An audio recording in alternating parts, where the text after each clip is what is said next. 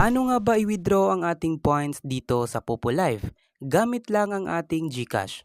Sa video na ito, ituturo ko sa inyo kung paano nga ba ito gawin. So, simulan na natin.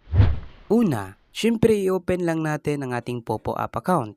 Kung wala pa kayong app nito, ay pindutin mo lang ang link na inilagay ko sa description para i-download ang apps na ito. At pagkatapos ay pumunta lang tayo dito sa may icon at pumunta sa ating points. At kung makikita natin ay mayroon tayong 359,000 na points. At dito pindutin lang natin tong withdraw now. Kung makikita natin yung 359,000 points ko ay nasa 35 USD lang. Yung exchange ratio nila ay umabot ng 56 pesos kada 10,000 na points. At kailangan nating makaabot ng 100,000 points para makapag-withdraw tayo dahil ito yung minimum withdrawal amount nila.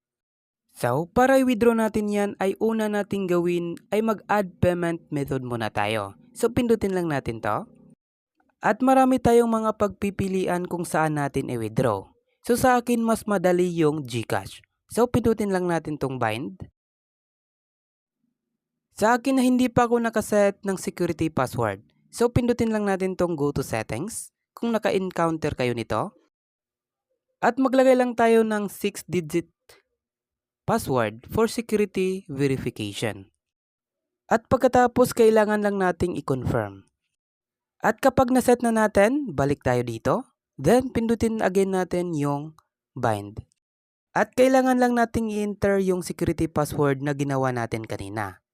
Pagkatapos, ilagay lang natin dito yung GCash account information. Una yung first name, last name, at saka yung account information yung number natin. So, kailangan lang nating i-check dapat correct yung nalagay natin dito.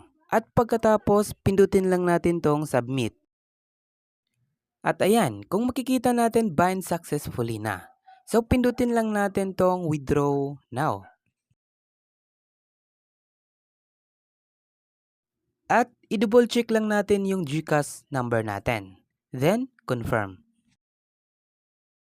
At dito ay i-enter lang natin yung amount na gusto nating i-withdraw. So yung minimum withdrawal nila ay nasa 10 USD. Pagkatapos pindutin lang natin tong submit. Then, confirm. At before natin masubmit ay kailangan muna nating i-enter yung security password natin. At pagkatapos, check for detail natin kapag nasubmit na natin. At dito natin makikita yung resibo. So, ang na-withdraw natin is 10 US dollar na kung sa peso ay umabot ito ng 560 pesos. So, kailangan lang nating hintayin.